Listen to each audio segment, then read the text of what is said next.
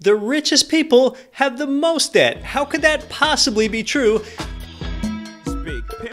Let's understand why, and then take a look at some actual celebrities and the mortgage debt amounts they've chosen to take on. This should be really interesting. Hi, I'm Keith Weinhold. This is GRE. Last year, I was at my high school class reunion back in Pennsylvania, and I got talking to one of my classmates that I hadn't seen in a few years, and she knows that I'm into real estate, and she ended up telling me that she and her husband own a rental that's completely paid off in York County, Pennsylvania. And we chatted a little bit more, and at one point I said to her, now, can you get a loan against that property? And she asked a clarifying question or two, like, you know, is that really what you're asking? Like, now, why would I go and get a loan on this property? It's already paid off. There are an awful lot of reasons. It really starts with leverage and opportunity cost. Why would you want to have so much money tied up in any one property? But she just gave me some really strange looks and a really strange reaction to a question like that, and I somewhat expected it. See, savvier people, wealthy people, advisors, financiers, they understand that there's an opportunity of having a lot of money tied up in any one property when that could be off making a greater return elsewhere for the paltry interest rates that you can borrow at today. It is to some a paradox and a conundrum that the richest people have the most debt. Facebook founder Mark Zuckerberg, he and his wife could buy dozens or hundreds or more of lavish homes and pay for them all cash if they wanted to. Yet when it came time for them to buy their first home together, they ended up buying a home about 3 miles from Facebook headquarters there in California. They applied for, they qualified for, and then they secured a 30-year loan. Now, maybe you might be feeling like, yeah, well, I don't really have the opportunities available to me that Mark Zuckerberg does. That's why he wouldn't want to put very much money in his home, and he would want to invest it in his business like Facebook. Well, the more you look around, the more opportunities you find that there are. And one mindset says, well, I wouldn't do that because I'm not rich. But the reality is you can acquire wealth gradually if you adopt the mindset of the wealthy. And you don't even need any great opportunity. All you need to do is be able to beat the mortgage interest rate that you're borrowing against.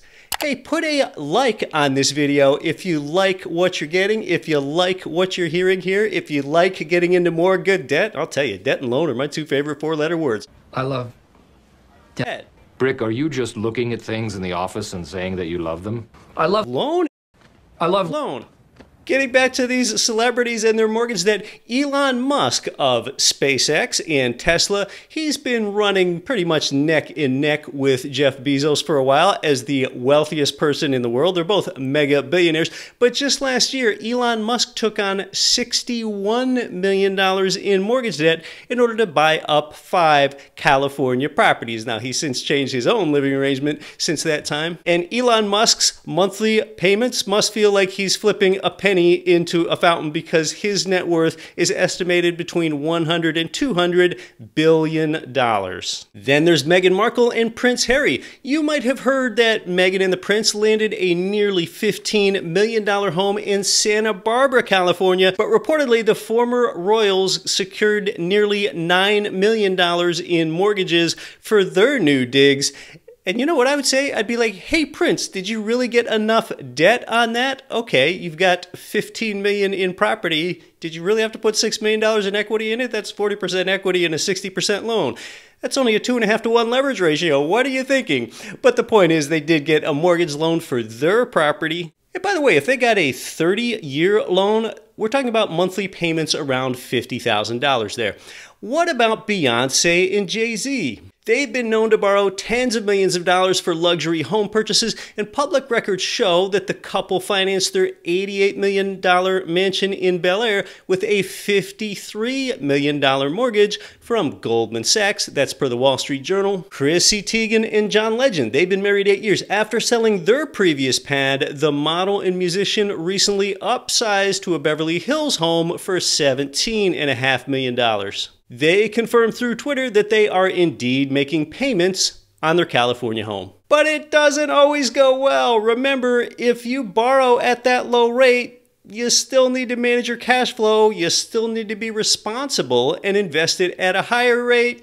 Yeah, take Charlie Sheen. Oh, Charlie. You've still got to make your monthly mortgage payments, Charlie, even if you're a famous celebrity. Sheen sold his Beverly Hills mansion for a big loss 2 years after facing foreclosure. He reportedly had $80K in mortgage back payments. He reportedly lowered the asking price 5 times before it finally sold. Now, we're talking about getting into more good debt here. It's always prudent to consider the risk. The chief risk to a real estate investor or real estate owner is becoming over leveraged. That means you've taken on more debt than you can service, or in a rental property that your tenants can reliably service for you. Another way to say that is you're taking on too much negative cash flow. Now, a lot of those celebrities are making an apparent arbitrage play, borrowing at a lower rate and investing at a high rate, and they're probably getting advice from an advisor. I recently interviewed Chris Nahibi, a financial advisor to the celebrities. He lives near LA there, on my Get Rich Education podcast. You can check that out on a recent episode. Chris and I talk about really more of the strategies for you, the everyday person, and what you can do to structure your debt wisely. What about me? What about my own debt? I have had millions of dollars in debt from a young age. I've possessed the ability to pay it off all this time, and I wouldn't do that because that would not make financial sense. Because as I've talked about elsewhere, I think you understand, for every, just say, $1 million I have in debt, it's tied to an income property. Those payments are outsourced to tenants, and at a 3% inflation rate on every $1 million, that's a $30,000 tailwind each year because I get to pay back the bank with depreciated dollars, $970K in inflation-adjusted dollars after year 1, $940K after year 2, and so on down the line. But it creates leverage for me. That's a bigger deal than the inflation profiting that I just described. So this strategy is not only reserved for celebrities, therefore you can do it too, though yeah, it's probably at a smaller scale. So let's talk about a number of the instances as to when debt is good. What are all the times that debt is a good thing, or at least a lot of them?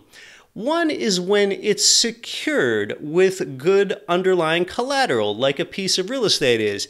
Even if it burnt to the ground and you were uninsured somehow, you would still have the value of the land underneath it. Secured, good collateral. That's one. Second, your debt is just a screaming good deal when you don't even need to make the payments on it like you do in a rental property where all the income exceeds all the expenses. That means all your payments are indeed outsourced to that tenant.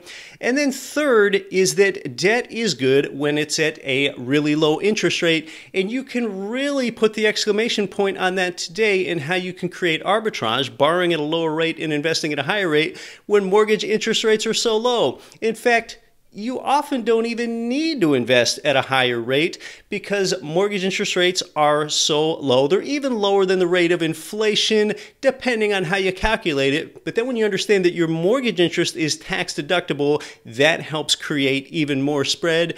And you've heard me discuss it elsewhere. I'll say it again. What you're really doing when you're borrowing at an interest rate that's less than inflation is you get to pay back the bank with dollars that get debased even faster than the bank's interest can come and accrue on you. That can't happen. You flip this over. You're profiting from that arrangement. Now you're on top of debt.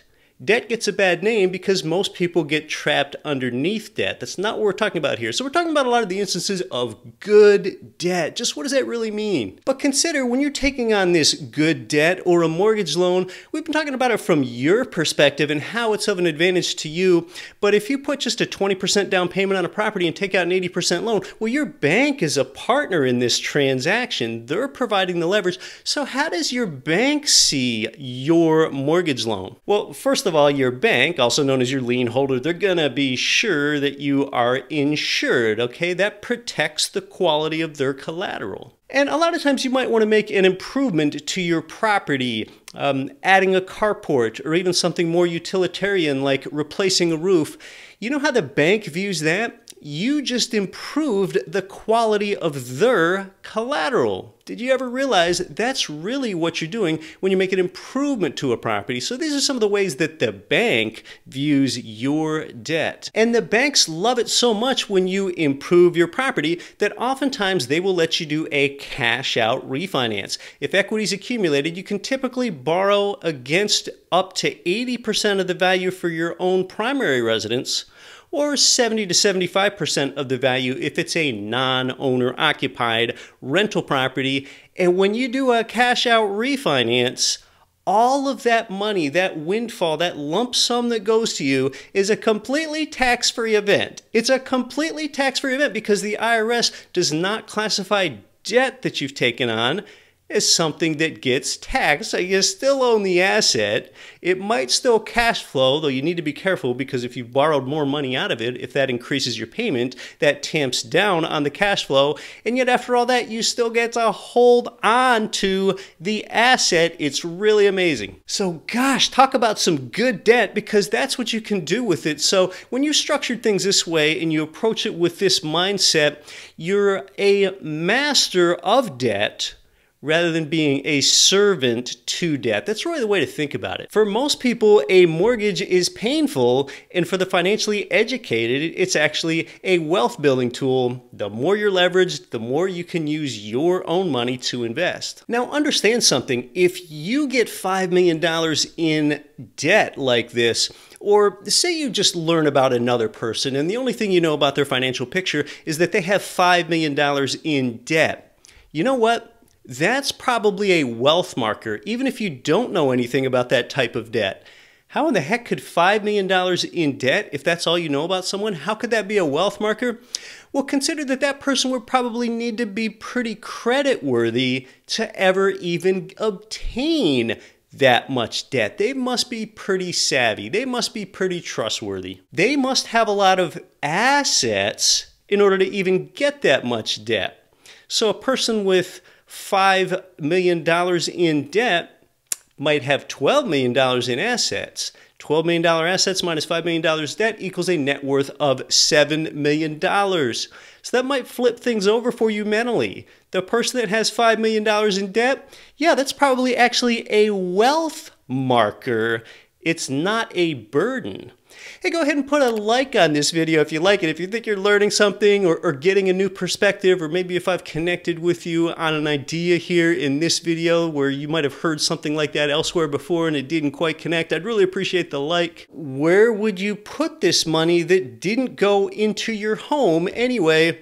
My favorite place is more property. I don't put it all in more property. I want to keep some liquidity. In fact, I like to keep at least 3 to 5% of the value of my real estate portfolio in liquid funds. But other than that, I want to buy more property. Income property has made more ordinary people wealthy than anything else, but a lot of people don't know how or don't understand where all 5 returns come from. And if you have not seen my 5-video series on the 5 ways real estate pays you, that is the most important video series you'll probably ever watch in all of investing. I'll put it right up here for you. You know, even though I've been producing videos for 7 years, if you were going to watch any series of videos, watch those. With all 5 videos, the cumulative time is just 1 hour of watch time. I don't know anywhere else where you can understand real estate from a buy and hold perspective, all in just 1 hour. So check that out in the 5 ways